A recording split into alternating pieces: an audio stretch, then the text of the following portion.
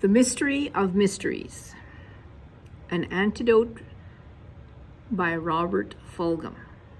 The teacher is quiet. He is thinking. I can't believe I am doing this. He pulls on rubber gloves, reaches into a white plastic bag, and pulls out a human brain. A real human brain. The students are quiet. They are thinking, I can't believe he is really doing this. The students are thinking, if he hands it to me, I will die. Just die. Sure enough, he hands it to them. They do not die. When the brain comes back to him, the teacher tosses it across the table to the rubber-gloved quarterback of the football team, and he tosses it to his rubber-gloved tight end. Laughter as the tight end drops the brain on the table. The brain bounces. To explain, in this beginning drawing class, I had been lecturing about the impact of brain research on the process of art using pictures and diagrams and anatomy charts. We had tossed around a cantaloupe to get the feel of the size of the brain, but somehow brains remained to be a bit abstract. The students had that glazed expression on their faces that means this is getting boring. In that moment of educational ennui, a girl says, I can bring a human brain to school if you want. My father has lots of them. Talk about a full-scale class alert. She's going to do what?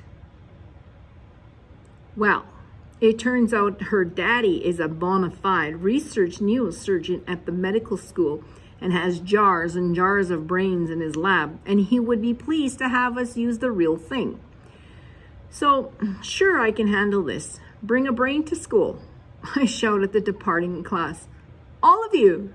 Sure enough, a week later, the girl, queen forever of show and tell, shows up with a brain in a bag. Well, Mr. Fulghum, what do you think? If ever there was an appropriate use of the word nonplussed, it is now. This is what the students call an ooh, wow moment of monumental proportion. I have one of these things between my ears, I said. It's made up entirely of raw meat at the moment. It is fueled by yesterday's bologna sandwiches, potato chips, and chocolate milk, and everything I am doing at the moment, everything I have ever done or will do, pass through this lump. I made it. I own it. And it is the most mysterious thing on earth. This brain, my hand wasn't a raw mind, and it had been preserved in formaldehyde. And no, it was not in fact icky or gross. Light beige in color, slightly damp, soft and rubbery like clay, and just about the size of a cantaloupe we had passed around. Only this one weighed almost 1.5 kilograms. Now I can kind of understand that the mechanical working of the brain stimulate breathing, moving blood, directing protein traffic is all mystery and electricity. A motor, I know about motors. But this 1.5 kilogram raw meat motor also contains all the limericks I know, a recipe for how to cook a turkey, and remember the smell of my junior high locker room.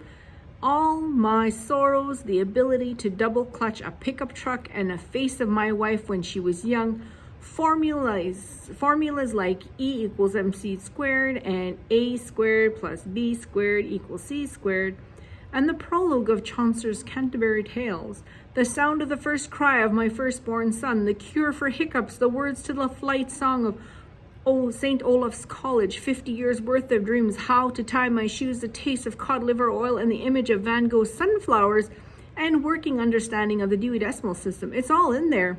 Meat.